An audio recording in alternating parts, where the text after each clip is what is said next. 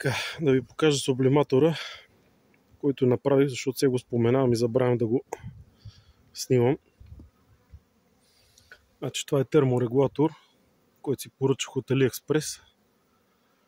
Ако не се лъжа, до 600 градуса може да контролира температурата. Значи, на 220-230 го слагам аз. По принцип, оксаловата киселина започва сублимация над 171 градуса, но не трябва да превишава 250, защото тогава вече се превръща в мравчина киселина. Ево какво е, и слагам тапичката отгоре.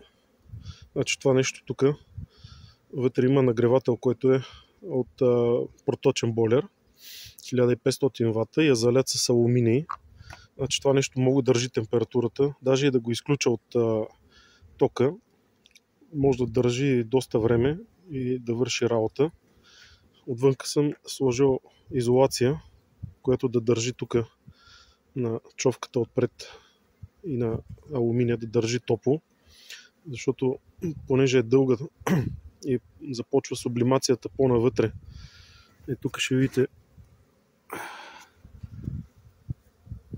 където е сублимирала оксаловата киселина. И затова е важно да има температура навсякъде. Сложих му един терморегулатор. В смисъл, той не е терморегулатор, ми е регулатор на мощността, с който да нагласям вече според това колко ми е нужно, колко бързо да загрява. Значи на максимално за около една минута загрява и вече си го слагам след това на около 300-400 вата мощност, която да поддържа топлината. Общо взето това е. Значи работи с тази на Himtex оксаловата киселина. Тя е чиста за анализи. Една спринцовка, която е 10 мл. Значи, когато се сложи на 2 кубика, събира точно 2 грама оксалова киселина. Значи, аз съм сложил един ограничител горе на дръжката, за да не може да излиза спринцовката надолу.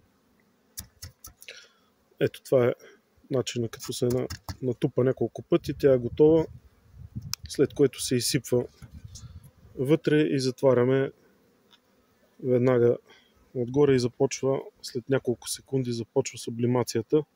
Горе-долу за около една минута съм го засякал, че се изпарява, така че доста бързо се работи. По някое време трябва да се промие само с дестилирана вода, да се изчисти отпред натрупаната оксалова киселина на човката, така че не е бавно, доста бързичко става. Така, не ми струваше много, само регулатора на мощност и терморегулатора. Другото са ми подръчни материали, които намерих в работилницата. Малко неръждавейка, алуминий, който си стопих и изхвърлен нагревател за юнга. Общо взето това е. Довиждане.